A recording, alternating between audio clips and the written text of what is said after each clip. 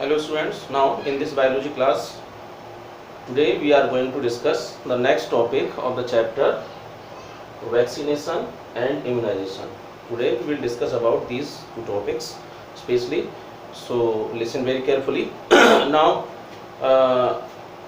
you might have listened about the vaccination process. Okay, आपने vaccination के बारे में सुना होगा कि जनरली क्या होता है, जैसे आपने पोलियो वैक्सीन के बारे में जनरली सुना होगा कि when we introduce a vaccine, सबसे पहले जैसे पोलियो वैक्सीन में पोलियो का वैक्सीन किसी को दे दिया जाता है पहले से ही, तो उसको पोलियो नहीं होगा, या अब तो वो पोलियो एडिकेशन हो गया है, पूरी तरह से पोलियो फ्री हो गया है इंडिया। तो इस तरह के वैक्सीन और भी बहुत सारे वैक्सीन हैं, डिप्थीरिया है और भी बहुत सारे डिसीजेज हैं जिनके लिए वैक्सीन दिए जाते हैं।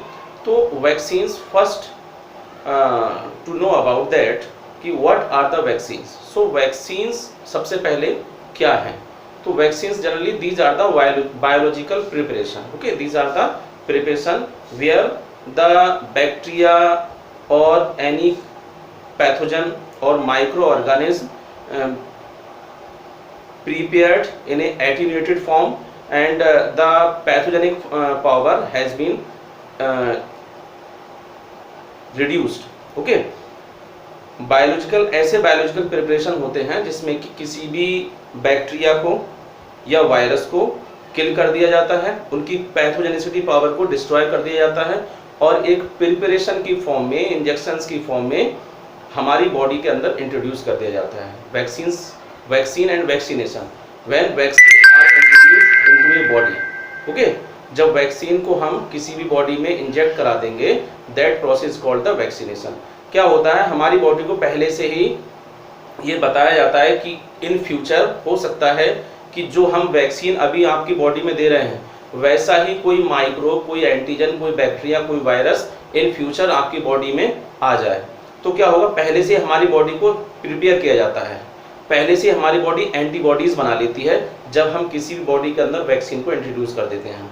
और जब वैक्सीन को इंट्रोड्यूस करने के बाद पहले से एंटीबॉडी बन जाती हैं and these antibody are specific towards the specific kind of antigen और पैथोजन और माइक्रो ऑर्गेनिज्म। सपोज दैट मैं पोलियो का वैक्सीन दिया या डिप्थीरिया का वैक्सीन दिया, तो केवल डिप्थीरिया या पोलियो का जो वायरस है या जो बैक्टीरिया है उसी के अगेंस्ट एंटीबॉडी बनेगी, और कभी भी इन फ्यूचर उसी के तरह बैक्टीरिया वायरस आते हैं हमारी बॉडी में तो उनको बहुत जल्दी ही किल कर देंगे और हमारी बॉडी के अंदर वो एक तरह से सर्वाइव नहीं कर पाएगा और हम इम्यून या प्रोटेक्ट हो जाएंगे।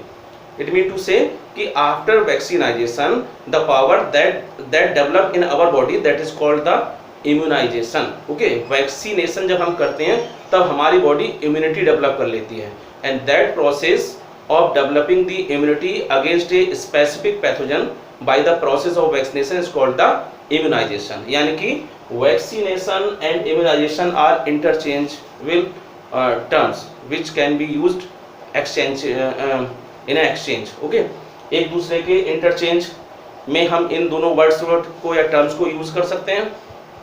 तो क्या होता है, वैक्सीनेशन में हम किसी भी बैक्टीरिया या वायरस को हमारी बॉडी के अंदर दे देते हैं जिससे कि हमारी बॉडी इम्यून हो जाती है या इम्यूनाइजेशन डेवलप हो जाते हैं। Vaccination refer the introducing the inactivated the harmless inactivated bacteria, pathogen और virus into our body so the our body can develop a immunity against a specific pathogen और micro organism. Okay, and the pathogen that will not be harmful to our body that must be harmless. Okay, वो pathogen या bacteria जो हम vaccine की form में दे रहे हैं वो हमारी बॉडी के लिए हार्मफुल ना हो, that is mean to say vaccine. And the process of introducing the vaccine in our body vaccination. और वैक्सीनेशन के बाद जो इम्यूनिटी डेवलप होगी specific against the specific bacteria, pathogen या micro organism, that is called the immunization. Okay, कभी कभी हमको बहुत ज़्यादा इंटेंस, एक तरह से बहुत फास्ट रिलीफ की ज़रूरत होती है, जैसे suppose that snake, in case of snake bite है, तो वहाँ पर क्या हो सकता है कि बहुत जल्दी हमको रिलीफ की ज़रूरत होगी, बहुत जल्दी हमको कोई ना कोई वैक्सीन देना होगा। तो ऐसी कंडीशन में हम पहले से ही एंटीबॉडी प्रिपेयर करके रखते हैं अलग से। ओके, जैसे वैक्सीन में क्या करते हैं, कोई भी बैक्टीरिया है, कोई वायरस है, उसको किल कर दिया और उसको इनएक्टिवेट फॉर्म में एक तरह से प्रिपेयर कर लिया और फिर हमारी बॉडी में दे दिया, that is mean to say vaccine. अब दूसरी that will take a time to develop the immunity. Vaccination होने पर क्या होता है, एक तरह की active immunity will be developed. You have studied in last term कि active immunity developed by the vaccination. लेकिन कभी कभी इंटेंस रिलीफ के लिए, बहुत ज़्यादा फास्ट इमीडिएट रिलीफ के लिए हम क्या करते हैं, हमारी बॉडी में पहले से ही हमारी बॉडी के लिए पहले से एंटीबॉडी को प्रिपेयर करके रखते हैं। जैसे हम वैक्सीन देंगे तो एंटीबॉडी हमारे अंदर बनेंगी, that is the natural way. लेकिन जब हम पहले से एंटीबॉडी बना करके देते हैं हमारी बॉडी में, that will for the immediate और फास्ट रिलीफ। तो that is the other mode, that is called the passive immunization. अगर हम एंटीबॉडी के जरिए हम अपनी बॉडी में एक तरह से इम्यूनिटी डेवलप करते हैं तो that is the passive immunity और passive immunization. You have also studied on last term कि पैसिव इम्यूनिटी क्या होती है, active that is based on antigen against the antigen, and passive that is against that is developed by introducing the antibody, that is called the passive immunity. Okay, so passive immunization and vaccines, you know vaccines, these are the biological preparation. So vaccination and immunization are interchangeably terms which can be used interchangeably, so you can use these terms, vaccination and immunization. Okay, and now other terms you can say recombinant DNA technology. The questions, recombinant DNA technology, what happen here, जैसे अभी मैंने आपको बताया कि vaccines में हम कोई भी पैथोजन, कोई भी बैक्टीरिया, वायरस को किल करके या उसकी पैथोजेनेटिक पावर को डिस्ट्रॉय करके, must be remember here when the pathogenicity has been reduced but the virus or bacteria is in live form.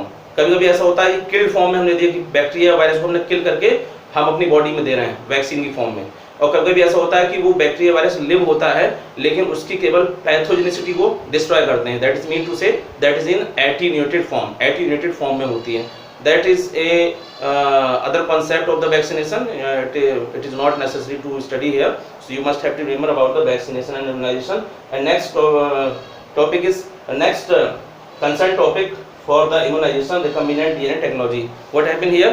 कभी कभी क्या होता है, जैसे नेचर में जो बैक्टीरिया हैं या वायरस हैं उनको हमने वैक्सीन की फॉर्म में हमारी बॉडी के अंदर दे दिया, लेकिन कभी कभी हम रिकम्बिनेंट DNA टेक्नोलॉजी के हेल्प से, you will study letter in next chapters about the recombinant DNA technology. So in recombinant DNA technology के हेल्प से हम क्या करते हैं, कुछ प्रोटीन्स, कुछ पॉलीपेप्टाइड पैथोजेनिक फॉर्म में हम डेवलप कर लेते हैं किसी बैक्टीरिया या किसी अदर सेल्स के अंदर, लाइक ईस्ट सेल्स से लाइस्ट बैक्टीरिया के अंदर हम कुछ बैक्टीरिया के तरह, कुछ वायरसेस की तरह, कुछ बैक्टीरिया के तरह कुछ अलग तरह की ऐसी प्रोटीन्स का फॉर्मेशन करते हैं जो कि हमारी बॉडी में डिसीज कॉज करती हों। Okay, so in that case when the proteins are formed by when the polypeptide or pathogenic protein are formed in yeast like cells or in bacteria and that will be used for developing the immunity, that is called the recombinant DNA technology, like hepatitis B vaccine.